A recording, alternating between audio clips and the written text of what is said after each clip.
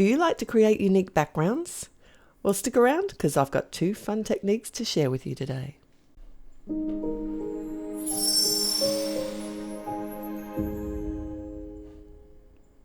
It's time for another Take 2 with Therese at Altenew, and I've got 2 beautiful cards to share with you today. I'm going to be creating 2 backgrounds. This first one, I've actually got this arch hot foil plate from Altenew, but I want to make it into a window, and that means I want to create 2 separate pieces. I'm using my typical sandwich with the hot foil plate and some navy cardstock from Altenew. It's a really smooth cardstock, and I've got the brushed gold hot foil, but you can use whatever supplies that you have. And if you're not sure of the sandwich with your machine, then simply just do a little test piece before you commit to a whole piece of paper and a whole piece of hot foil. Quick tip, make sure you allow the hot foil to cool down before removing it and reveal your gorgeous background. This is from the Spark Joy Sweet Greetings set. So to create my window, I actually hot foiled this same image twice, and I used my trimmer to neaten up and cut down the edges. And then to create the window, yes, I just used a pair of scissors and I fussy cut around the inside portion of both of my hot foiled images. This was a little bit hard to see just because I did do it on that dark cardstock, but I just took my time, and it's not perfect, but I think it turned out okay. So then I'm able to join my 2 pieces of cardstock together, and that's going to give me a window, and I can actually make this any size that I like. Now to decorate my card, of course, I need a sentiment, and I've got the Elegant Sayings stamp here. I'm using some Dark Night ink, which is a really dark blue ink. It's really pretty. And I can just cut that out with the coordinating die. I like to die cut the die a couple of times so I can layer it up and give it a little bit of strength, because I do want to pop this sentiment up on the front of the card.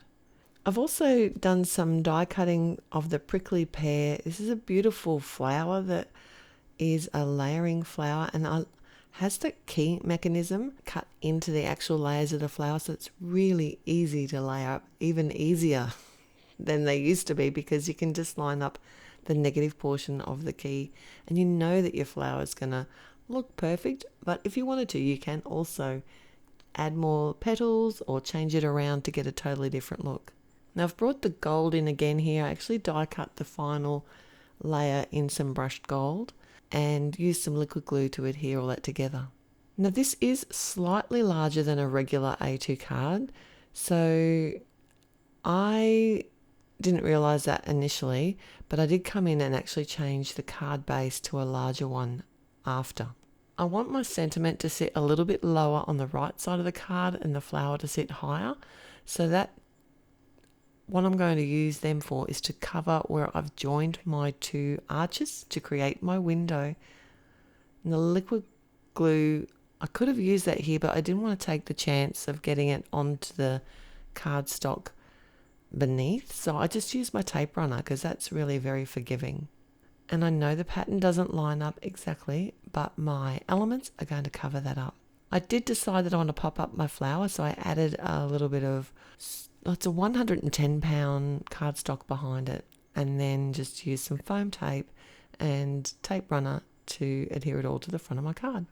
I love that you could stretch this out and make a slimline card. This is a really beautiful hot foil background, and you can add any image to this.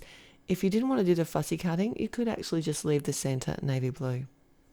The second technique that I want to share with you today is color blocking. I love to add bright colors and I like to block colors, but today I'm going on a bit of an angle.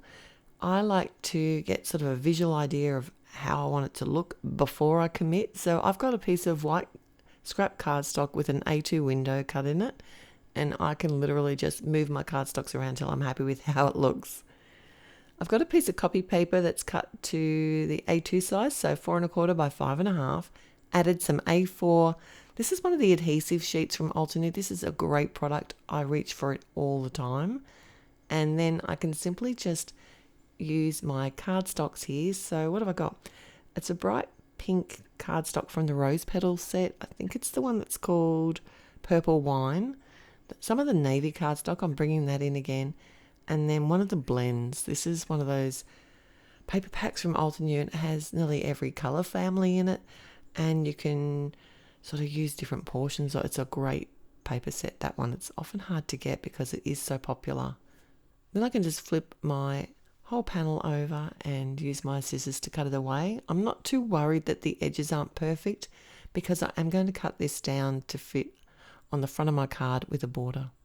So I've used the add-on die to create a die cut template of the bird, and this is a stencil from the Spark Joy set, and it actually stencils this beautiful bird. I think it's very similar to a bird that was released recently that was a die cut image. So if you're a stenciler or a die cut, you've got lots of options, but you can decorate this card however you please.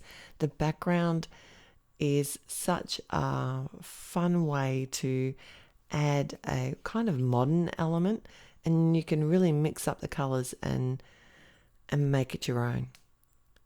So I'm using the mini ink blending tool here. I'm actually finding that I'm reaching for this one the most now, especially if I want some bold color. I find I can really add a lot of color and depth with these blending tools, and they're really easy to clean just on a piece of paper towel. So I pretty much have one for every color family, although I'm thinking about getting a few more so that I can have a light version and then a darker version. I hope that makes sense. All right, so this is where I use my template.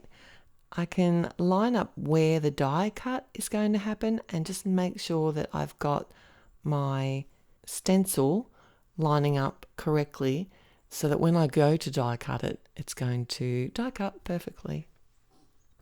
I found this was particularly helpful when it came to the face of the bird and also where to place the legs. And you can see I made a mistake here. I accidentally coloured the bird's eye orange. Now it looks like Evil Bird. That was easy to fix though. I've got one of the fine liners and I literally just coloured the eye in black. Probably should have waited for the ink to dry a little bit, but it did work out well because I came in and added a white dot to the centre of the eye as well. I layered up a sentiment, which is from the Bold Greetings die set. I wanted to keep this quite modern looking, and I did actually add a second layer of die cut to my bird because I wanted to pop it up, and that 80-pound Nina just isn't sturdy enough, especially with all that ink added onto it. So I popped up my colour blocked angled panel on the front of the card, added the sentiment with some liquid glue, and then popped up the bird sitting on top of the word. I also added a couple of enamel dot hearts, which were from the Cherry Blossom enamel dot set. I wish Altenew would just make all the colours in the hearts and just put out a whole heart enamel dot set. If we all ask them all at once, I reckon they might do it for us. What do you reckon? Let me know in the comments below which card is your favourite today. I think I'm sort of edging towards the bird, but I do like the navy and the pink together. It does make me happy, especially with the added gold. Thanks for joining me here. I look forward to seeing you again next time. Till then, bye.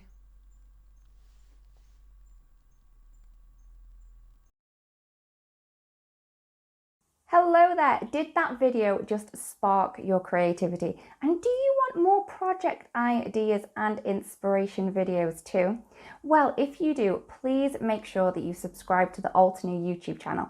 Also, make sure that you do click that notification bell so you don't miss a video. Thanks so much for watching. Bye bye.